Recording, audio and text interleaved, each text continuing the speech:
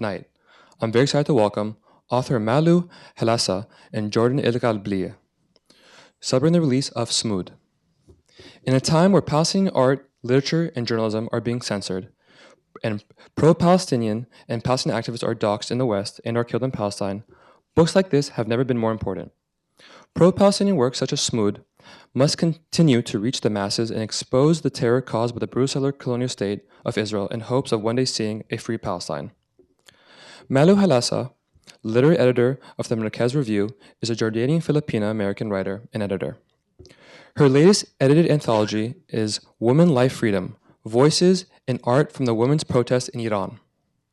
Previous co-edited anthologies include Syria Speaks, Art and Culture from the Front Lines, The Secret Life of Syrian Lingerie, Intimacy and Design, Kaveh Golestan, Recording the Truth in Iran, and the short series Transit Beirut, in Writing and Images with Rosanne Khalaf, and Transit Tehran, Young Iran, and its inspirations with Maziar Bahari.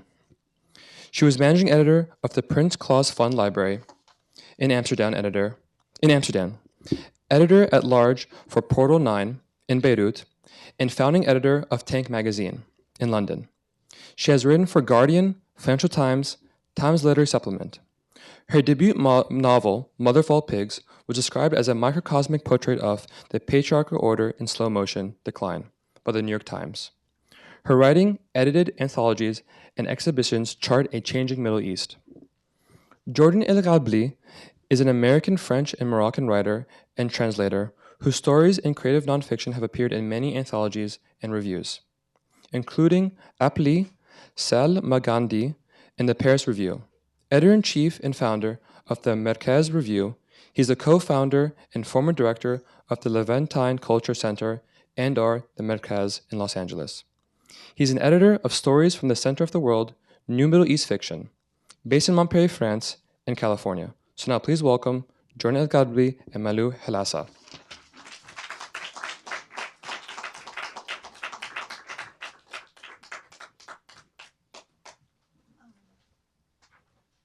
Should we sit here? Actually, you're going to start. Yeah, I'll start. First of all, thank you so much for joining us. Can you hear me all right? I think you can. Yeah, thank you so much for joining us. Sumūd is an anthology of some 58 writers and artists.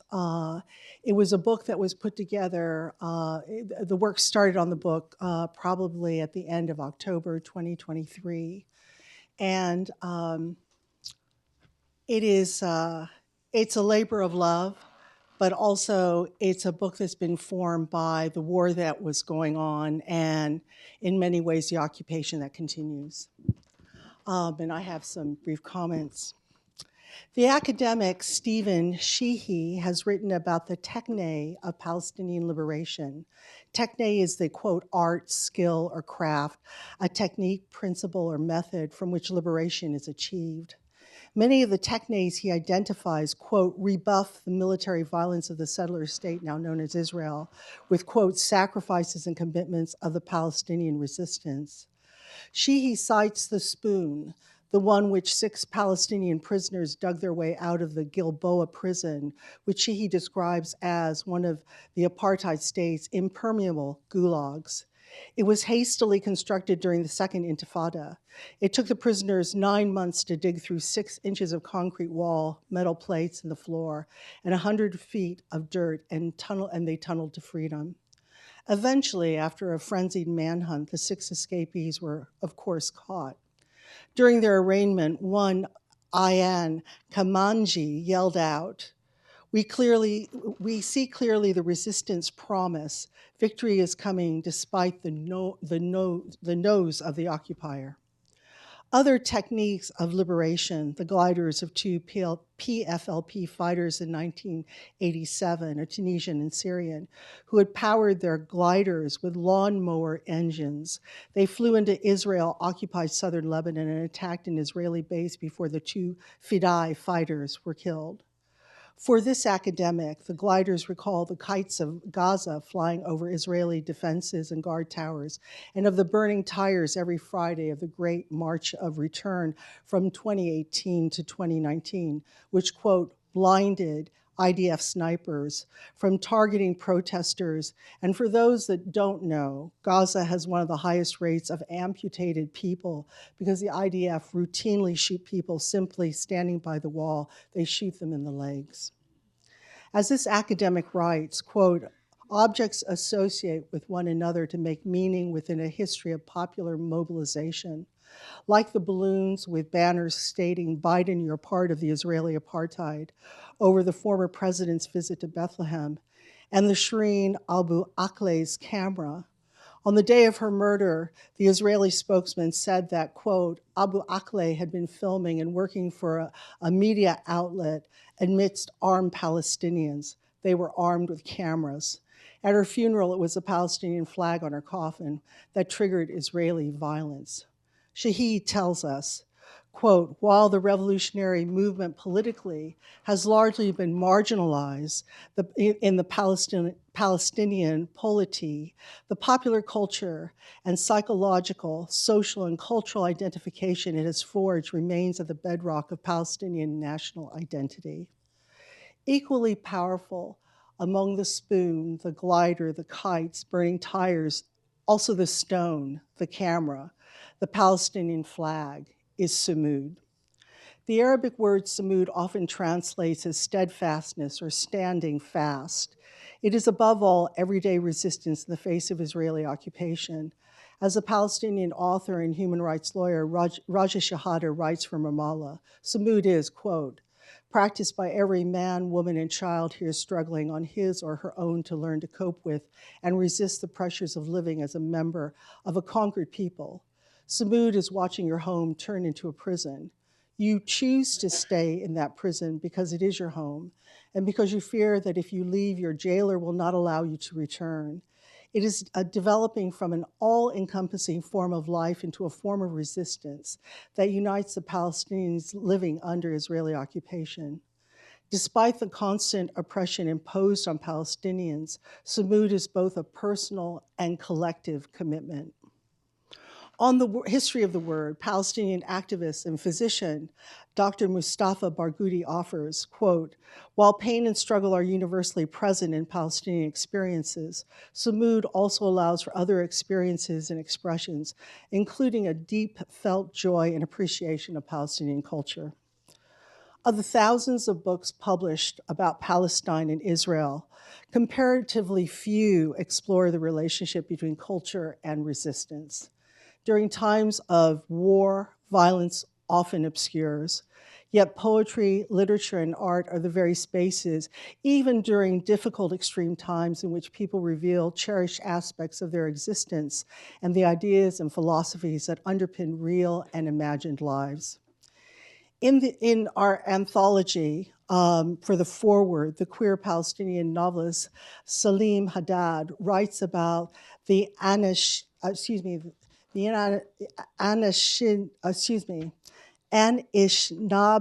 critic and writer Gerald Visner and the Native American concept of survivance. Native American stories and culture are not just an act of survival, they are a response to violence, one of active resistance, endurance, and regeneration. Likewise, Haddad writes, quote, Sumūd, the process of steadfastness, of survivance, is not just a project of survival, but also one of remembrance, record-keeping, and revitalization. As promised by its subtitle, Sumūd is a new Palestinian reader. It features memoir, poetry, fiction, reportage, literary and arts criticism, art, posters, and illustration. The anthology explores the creative defiance by Palestinians and others who stand beside them, people who believe in the Palestinian right to self-determination and a homeland. Much of the material has been drawn from the Markaz Review, the Arab and Middle Eastern literary arts publication. Some of it was published before October 7th and explores issues and ideas long associated with Palestinian life and culture. Since the reader has been compiled and edited amidst Israel's day-in, day-out bombing of Gaza, one can sense an urgency to the more recent contributions. The ongoing killing of journalists and writers in Gaza prompted Jordan Elgraby's essay, "They Kill Writers, Don't They?" The inclusion in the reader of literary essays and book and art reviews allows for a deeper, more critical appraisal of important creative expression and ideas. The Saudi-American novelist and literary critic Iman Quota, who we'll hear from later today, provides an overview of the potency of Palestinian poetry. Many of the poets she writes about have been included in this anthology. In her review of the latest poetry collection by Fadi Judah, a physician and translator, Judah brought Maya Abu al-Hayat's poets about memory, loss, and motherhood to English-speaking audiences. Poetry, like The Spoon, The Kite, and Burning Tire, has also been one of the best tools in the Palestinian arsenal to counter Israeli oppression and instill in Palestinians and others a great belief in resistance no matter the unrelenting violence. This was acknowledged by Israeli General Moshe Dayan, who once likened the reading of one of Fadwa Tuqan's poems to facing 20 enemy commandos. The Sumud anthology closes with Hala Alyan's poem, Habibti Ghazal, part love swoon, part warning. Alyan is an award-winning poet, author, and clinical psychologist. The title of her 2024 opinion piece for The Guardian, I Am Not There, I Am Not Here, a Palestinian American poet bearing witness to atrocity, references to Bach, or counterpoint, an elegy for the late Edward Said written by the great Palestinian poet Mahmoud Darwish. In this article, Alyan explores an essential aspect of contemporary Palestinian life. Quote, the idea of Sumud has become a multifaceted cultural concept among Palestinians, she writes. To its usual meaning of steadfastness, she adds that the word in Arabic is, quote, a derivative of arranging or saving up, even adorning. It implies composure braided with rootedness, a posture that might bend but will not break. I want to close with a story that came to me while I was writing the intro to the anthology. During the war on Gaza, there have been scores of trophy videos posted on the internet by Israeli soldiers on the Gaza Strip. One that appeared on TikTok shows a devastated home. The Palestinian family who owned the property discovered it by chance, having been forced out of the same house months earlier, and sent the short, disturbing film to relatives and friends. In it, an IDF soldier films his unit. Helmeted and armed combatants yell to each other as they make their way through the debris on the stairs and utterly trashed rooms. Sunlight streams in through the windows. Every now and then, the soldier points the camera downward and a family memento, perhaps a framed picture, can be glimpsed among the smashed furniture and detritus strewn across the floor. From the layout of the house and the curved metal banister on the stairwell, it was obviously once a gracious family home. It is unclear why the film was uploaded in the first place. By the time it arrived in one of our WhatsApp group chats, a comment in Hebrew had been posted on the video. It read, in the midst of battle, I see a mirror. These words seem less triumphant and more self-reflective. One could even suggest that the person who made the comment felt ashamed. In this time of in this time that we've just come out of brutal, unassailable war, what is the power of culture? It not only reveals who we are to others, but in many ways demonstrates the essentialness of who we are to ourselves. The elderly Palestinians who own this house, who brought up their many children and grandchildren in it, were also shown the video. Afterwards, they said to themselves, we can fix this, we can do this.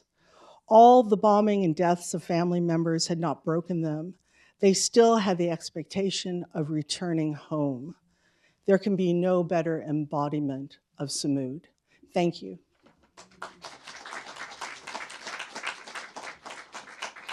And Bam's going to come up and read from her essay. Everybody, That can I would, read it from the book? yes, I of haven't touched the course. book yet, That's so great. amazing. Let's see. So now I have to look up where my article is. Here we go. 143.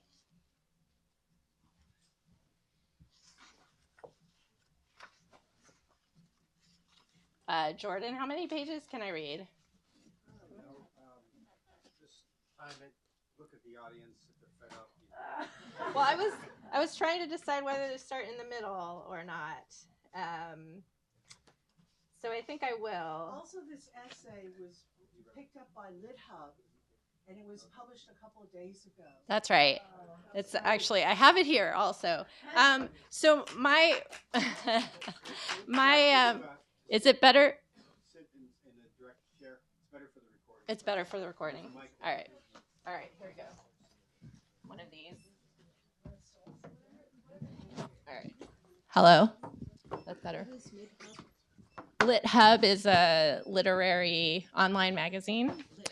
LitHub, Literary Hub. They have been extremely supportive of the Palestinian cause over the past year and a half.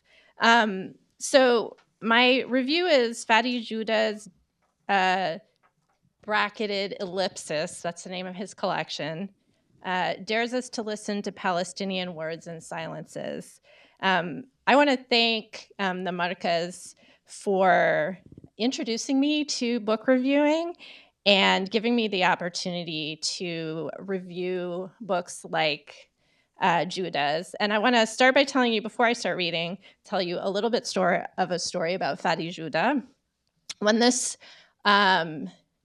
his book, it's called Bracketed Ellipsis.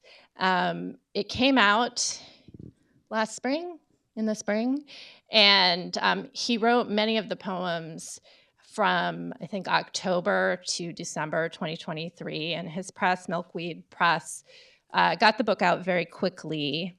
And I wanted to write about this book, and when the review came out in the Markaz, Fadi Joudah slid into my Twitter X DMs to tell me a few things about what he thought about my review.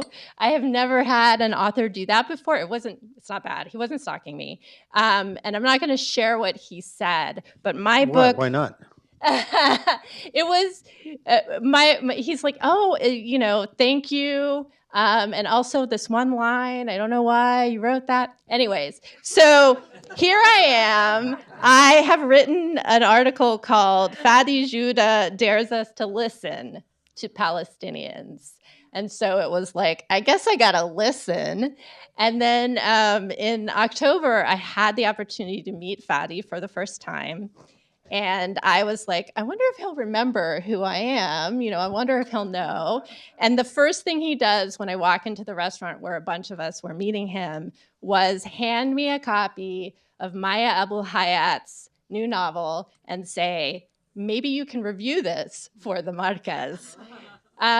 Anyway, so Fadi is a wonderful poet. And this is like a really challenging book.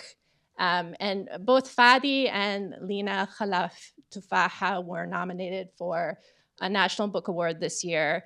Lina won, but it was a really proud moment for Arab Americans. There were at least 4 Arab American, 5 Arab nominees, and 2 winners.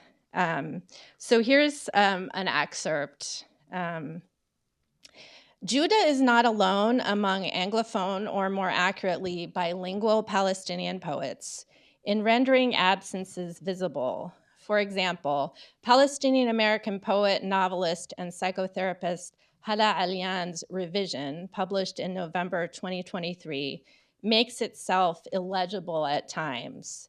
There are places where I'm going to say the word redacted. It's 2 square brackets. I had a grandmother once. She had a memory once. It spoiled like milk. On the phone, she'd ask me about my son, if he was fussy, if he was eating solids yet. She'd ask if he was living up to his name. I said yes. I always said yes. I asked for his name and it was redacted. I dreamt of her saying, redacted, redacted, redacted. And lines later, Alian writes, if you say Gaza, you must say redacted. If you say redacted, you must say redacted. I've heard Alian read this poem, and when she reads the bracketed blanks, she says, redacted. It's chilling. It evokes censoring by others, self-censorship, and false listening. As when politicians say they are concerned about civilian deaths, but we can imagine them plugging their ears with their fingers and saying, la, la, la, la, la, which in Arabic we hear as no, no, no, no, no. When you or I read or listen to Alian or Judah's poems, we should think of what Palestinian American writer and performance artist Fargo Nissim Tibaki says about catharsis in his essay, Notes on Craft, Writing in the Hour of Genocide. Nobody should get out of our work feeling purged clean. Nobody should live happily during the war. Our readers can feel that way when liberation is the precondition for our work and not the dream, when it is the place we stand and not the place we shake ourselves towards. In his collection, Judah pushes against a challenge Palestinian poetry faces, perhaps especially poetry written in English, where poets, as much as they resist doing so, are expected to explain the Palestinian condition. The problem, of course, is not the poetry itself or the Palestinianness of the poet, but rather the ongoing, relentless occupation and Nakba. The feeling of being stuck in a time loop so that a poem written in 2021 or 2014 or 2011 or 1982 about the state of occupation and apartheid, bombardment, and impending Palestinian death reads like it could have been written today, and vice versa. Take Palestinian poet and professor Rafat al-Harir, now famous If I Must Die, in which the narrator contemplates his own death and asks the reader to remember him. If I must die, you must live to tell my story. Al-Harir posted the poem on X, formerly Twitter, a month before the Israeli military murdered him and members of his family in Gaza in a targeted strike on December 6, 2023.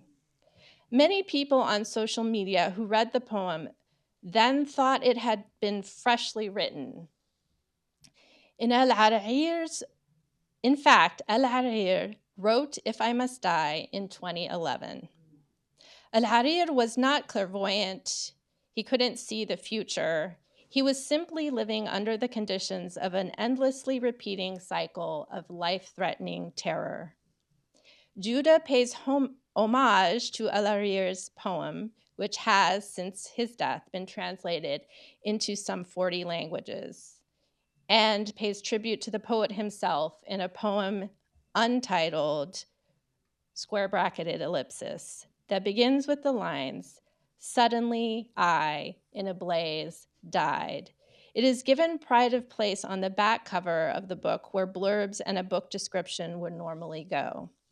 Unlike Al-Harir's lyrical, hopeful verse, with its image of a white kite in the sky that a child believes is an angel looking down, Judah's poem is fitful and frantic, unwilling to pass to the reader the cathartic role of storyteller and torchbearer. And yet, it ends powerfully with I, repeating its first line, as though the martyr is reborn repeatedly, despite the occupiers' every attempt to snuff him out. Read together, Al-Harir and Judah's poems deliver and defy sentimentality. They soar and crash into the ground. They accept the so-called inevitable and resist it. They embrace beauty and lyricism and reject it.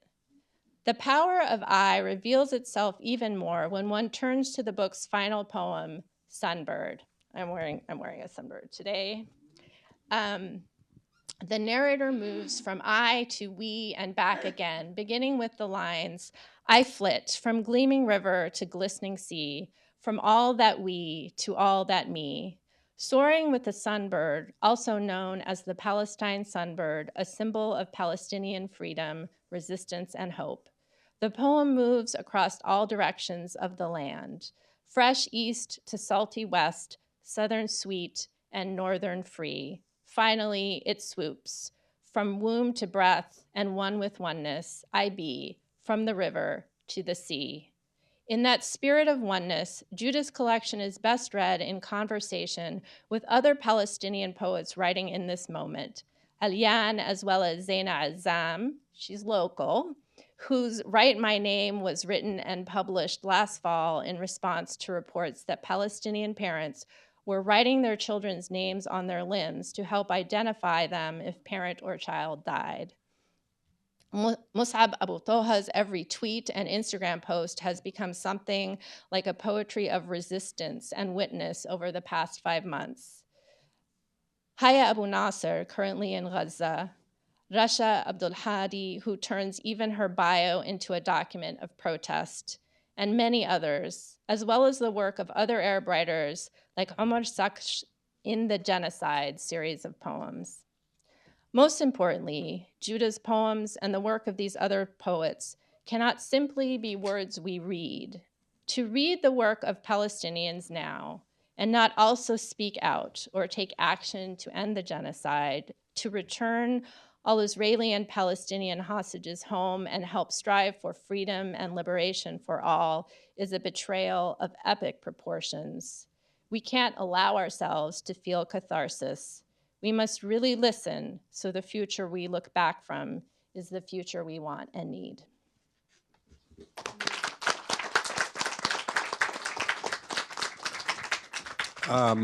Thank you, Iman. I want to say that I feel like I am in a kind of a groundhog movie because as a literary journalist and activist, the summer of 2001, a bunch of us in Los Angeles started a cultural arts center for the Middle East, Palestinian, Egyptian, Iranian, Lebanese, et cetera, together.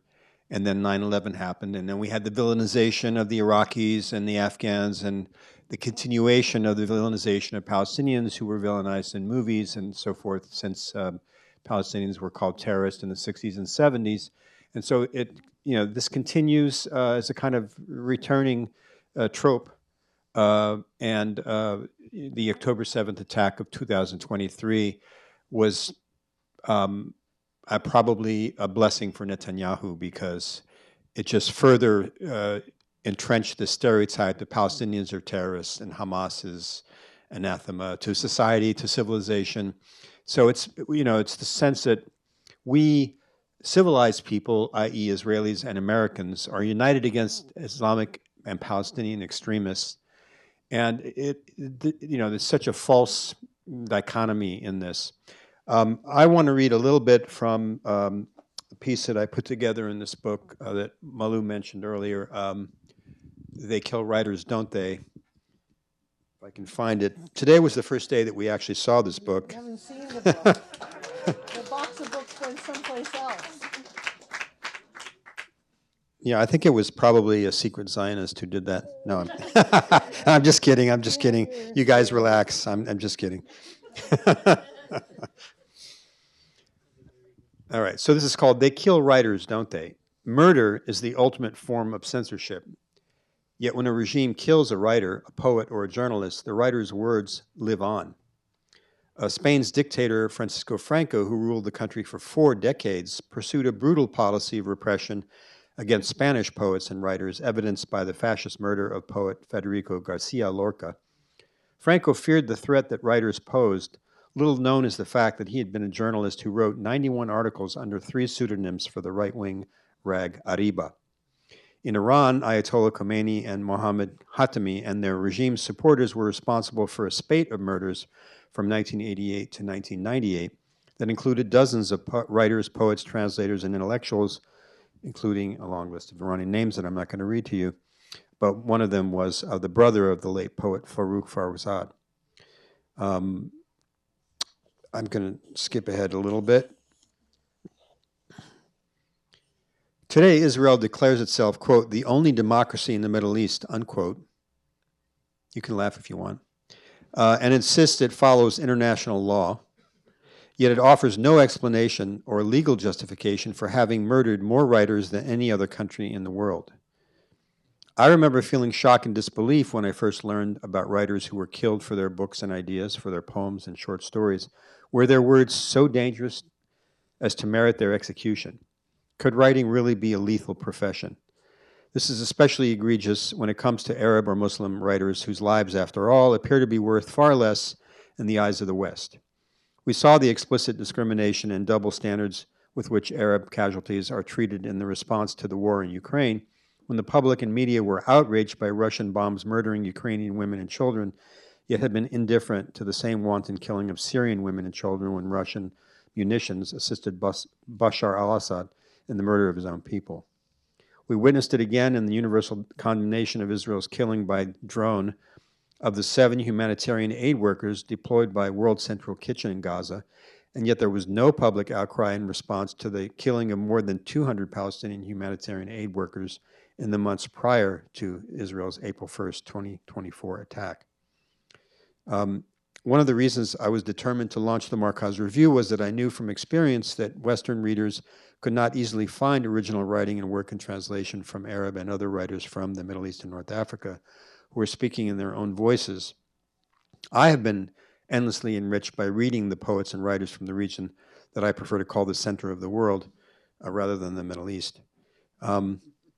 But one wonders, are these Palestinian, Syrian, Iraqi, Egyptian, Lebanese, Moroccan, Libyan, Sudanese, Algerian, Tunisian, Turkish, Kurdish, Afghan, and Iranian writers, among others, receiving their due recognition, taking their place on the shelves of their Western peers, or do they remain mostly marginal, rarely to be recognized in the canon of world literature?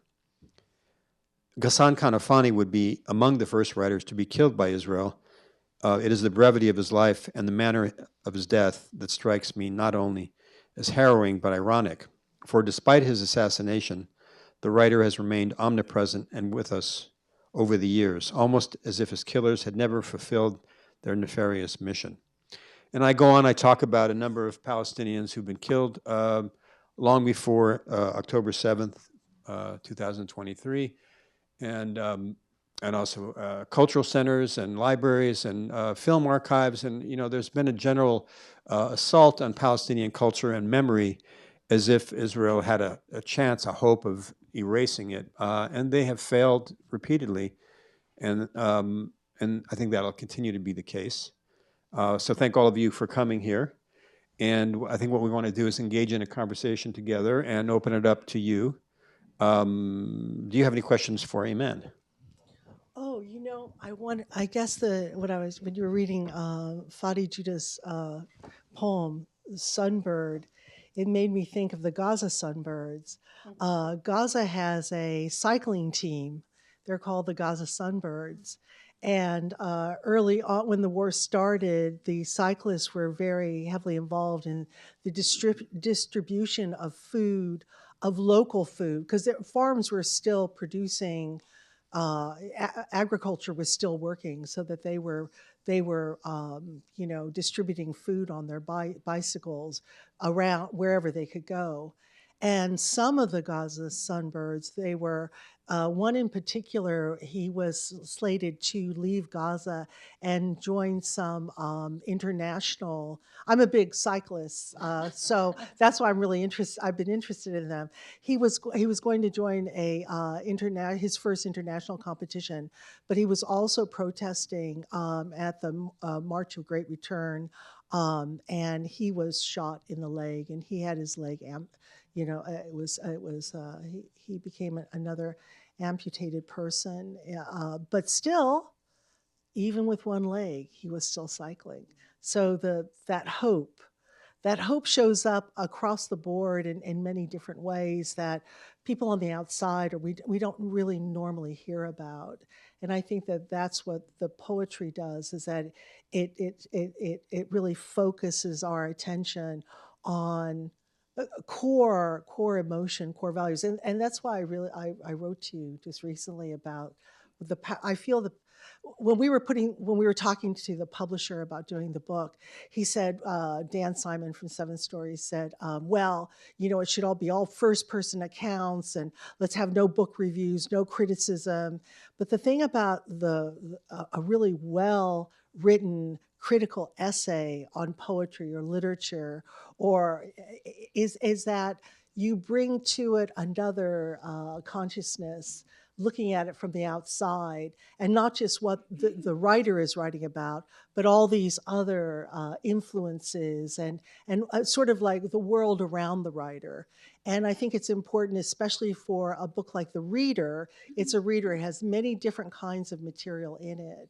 But I feel the critical writing also brings to it, not just the critical political writing, but the critical literary writing brings something quite special, especially for people who don't know Palestine or are unfamiliar with these voices. Yeah, I think you're right. And I think for me, especially writing reviews of Palestinian poetry allows me to say things that I think I wouldn't sit down and write an op-ed or an essay about, and allows me to demonstrate, to model to other people how I hope that they will read Palestinian poetry and Palestinian books in general. I'm thinking of some things I came across recently, after I wrote this about listening to Palestinians, and earlier in the review, I quoted Fadi Joudah from a podcast he was interviewed in where he talks about silence. And Palestinians need to be silent sometimes, and what those silences mean. And I interrogate what that means in his poetry, or what it seems like it means to me. But I'm thinking about, for example, on Goodreads, I saw a very famous YA author had read Rashid Khalidi's The 100-Year War on Palestine, and he was like, well, that was an interesting perspective. And then also, I recently saw this American author who had posted things on her Instagram that were equating many protesters to terrorists. And she read Adania Shibley's Minor Detail, and I was like, that's amazing. She said, it's brilliant, yet blinkered. And I was like, you're not getting what the Palestinians writers are trying to say to you. And I think obviously there are many different perspectives of Palestinians and many different perspectives that we readers bring when we read Palestinian writing. But I do feel like there is this la la la la la going on. What you have to realize is that they're being read. And I can remember a time when Sure, that is a good point, Malu, yes. Nobody was reading and nobody gave an utter goddamn. That's true. And that yes. Now there's been a sea change. Absolutely. Now, maybe they're not listening as fully as one would like them to listen. Right. But also now there are more publishers that are willing to publish. Absolutely, yes. So we're now at a time where this material, which, Edward Said said, someone asked him about Palestine. He said, this material is on the periphery. If you look for it, it's there. Right. We've moved. Palestinian writing has moved from the periphery. Yes. It's coming into its own, into the center. In English. In English. Right. In English. In Arabic, I think it's always been It's always in the center, been. But also in Arabic, there's a problem with book distribution. There are all these mechanisms that stand in the way of having this literature really. I mean, when we were talking about a world literature, maybe it's forming now right in front of our eyes. Yeah. And I think that that's the exciting thing. And absolutely. And also for the Markaz, I mean, it's terrible to say, but we get huge Google impressions now because people are curious.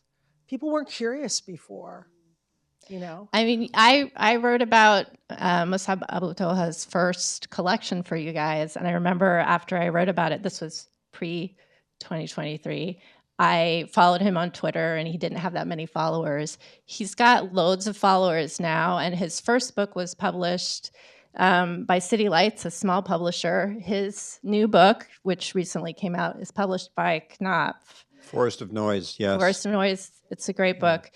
So you're right. I agree with you totally there that Palestinian writing in English and also other Arab writing in English is coming more to the center.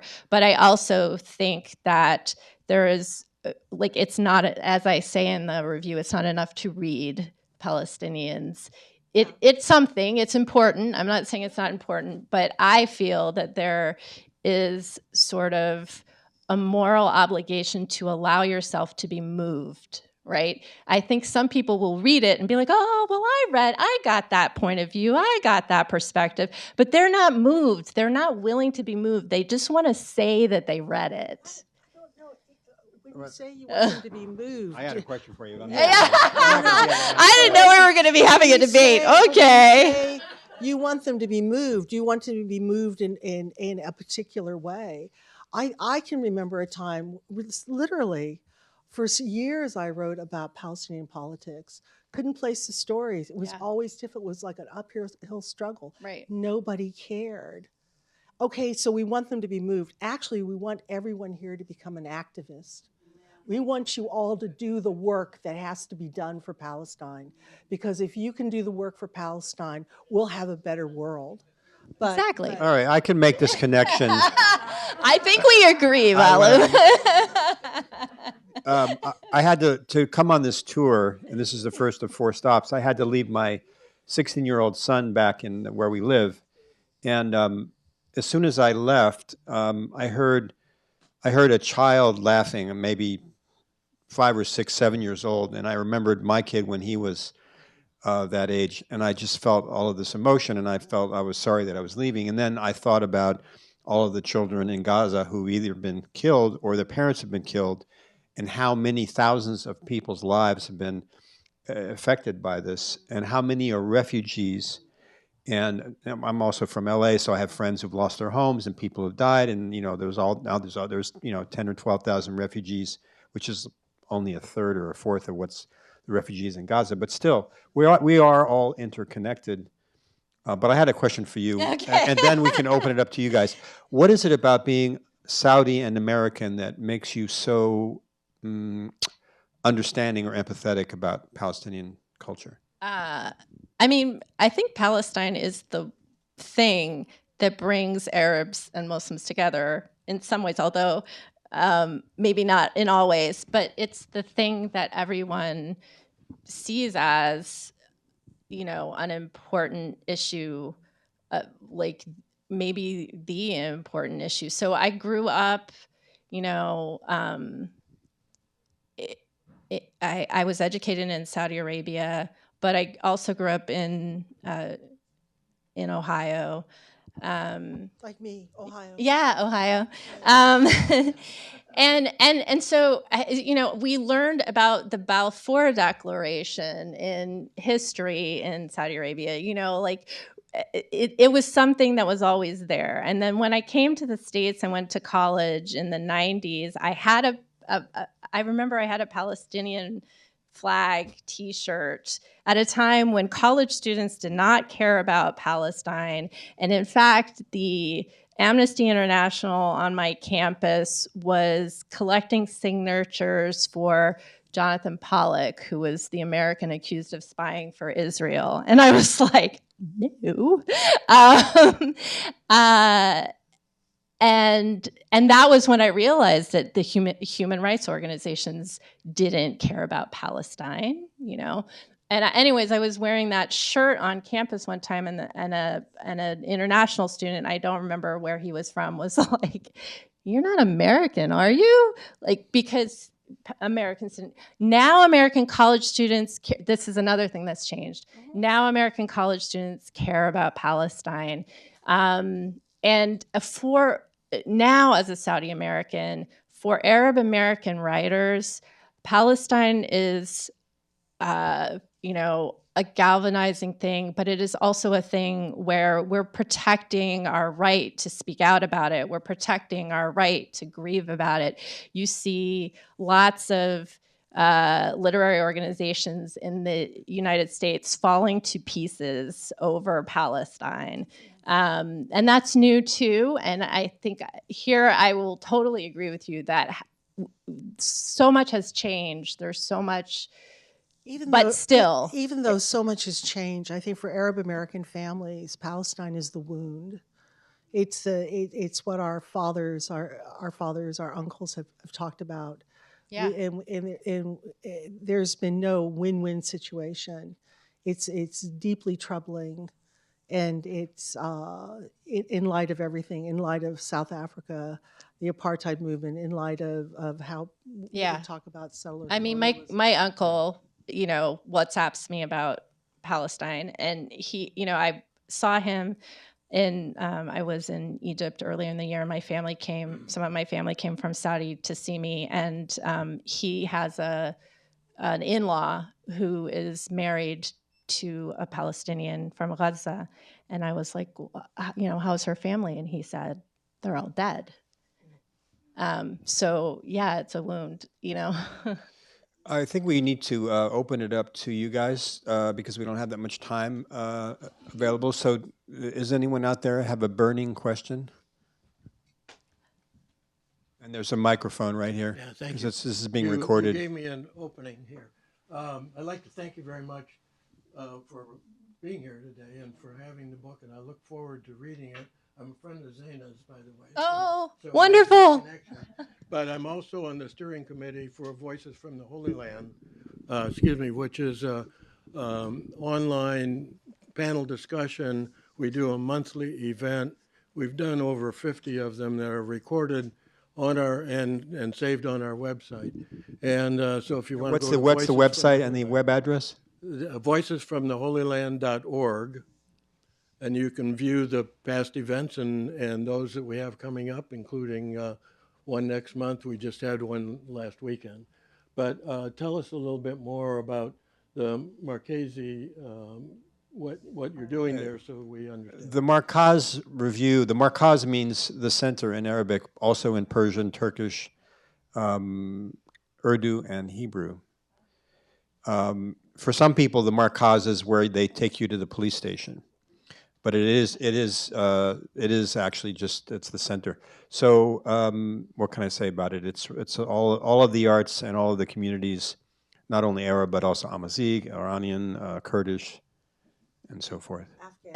Afghan, of course. The Markaz is so great. You guys, I think you had just started the website, you published my excerpt, and then have offered me book reviews. And, I've found myself in the pages of this online magazine with so many other Arab, Anglophone, and Swana and Middle Eastern writers, including several people who are here tonight. And I feel it's not just the Markaz, but other online publications and groups now. It feels like there's this the new Maziar, poets, a new movement that I'm finally seeing kind of coming together after many years, that there are places where you can find those voices. So you don't feel so alone anymore. Right, exactly.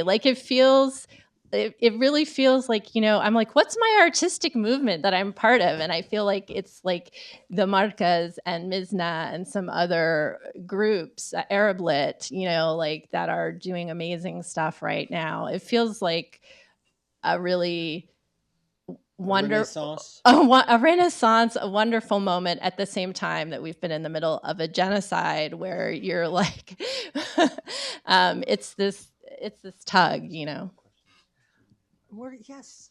Come, there's a mic up here, please. You. Yes, you. Hi, thank you.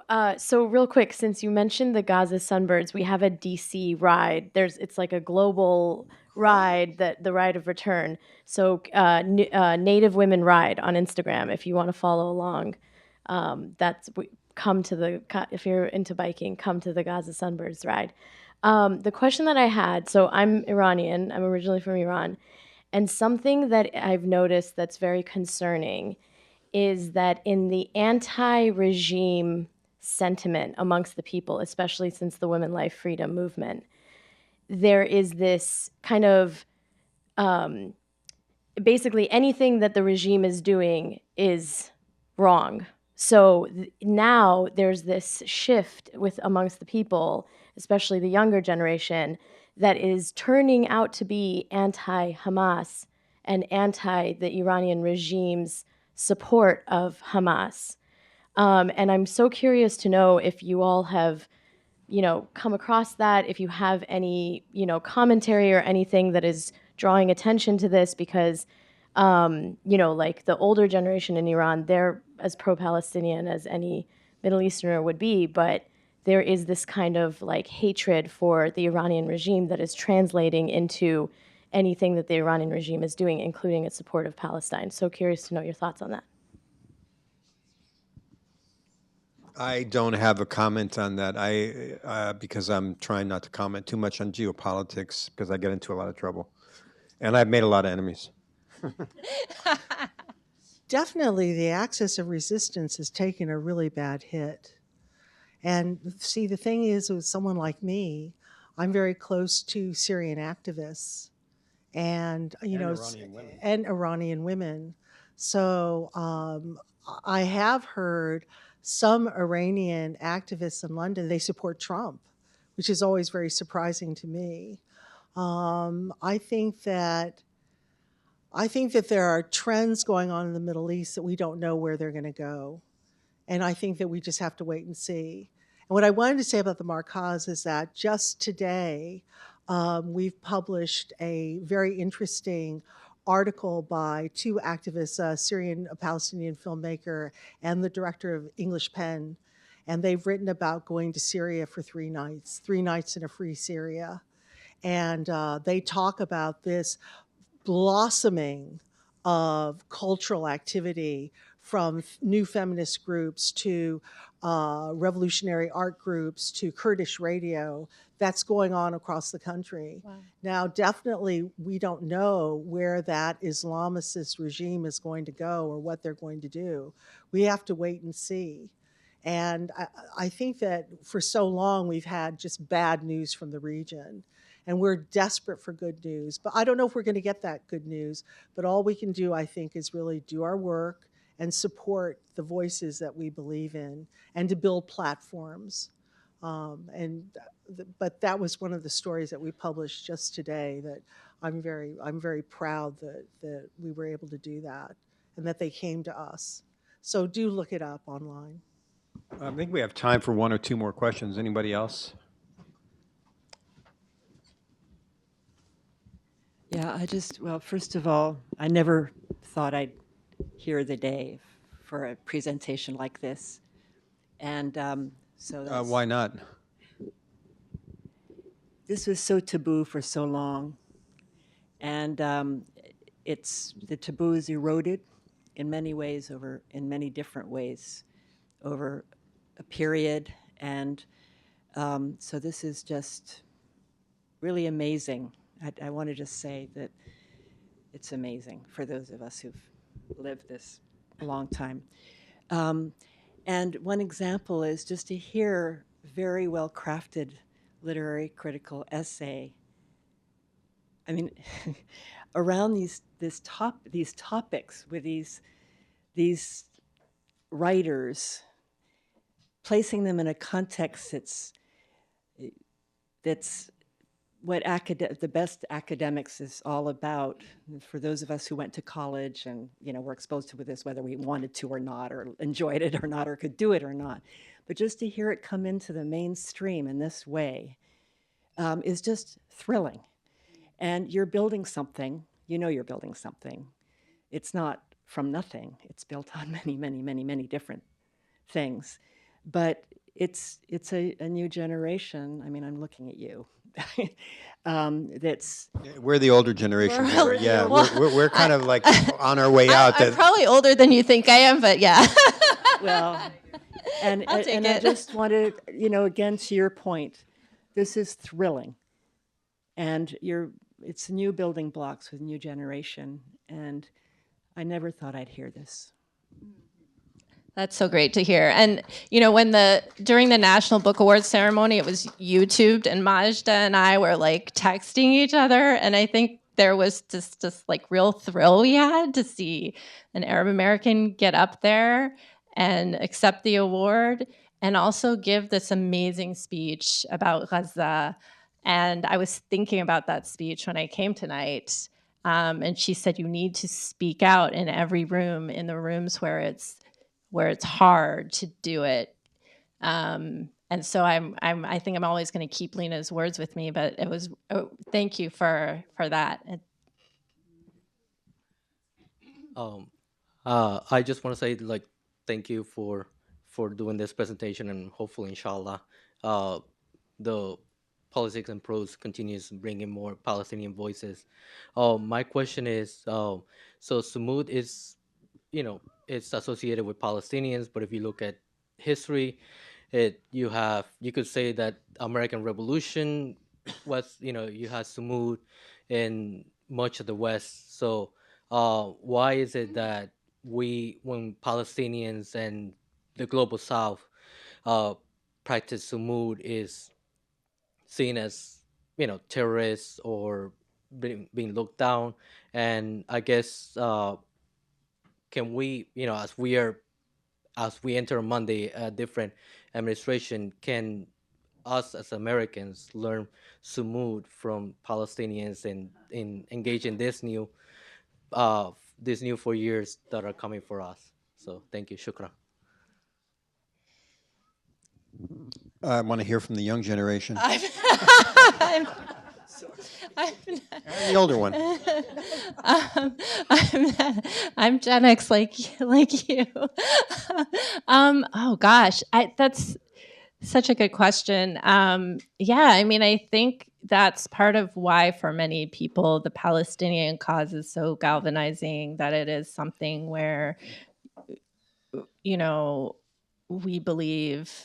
many people believe that if Palestine can be free, any other kind of liberation can happen. I don't know why some people are allowed to resist and are allowed to have Sumud and others are not. I think lots of other people have written about that better than I can. I think the piece by Fargo Tabachi that I quote is a really interesting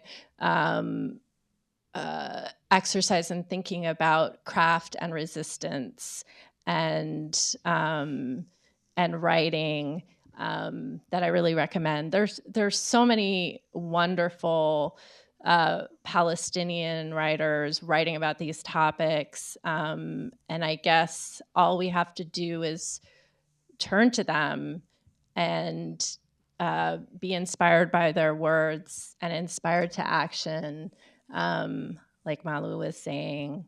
Does either of you have more?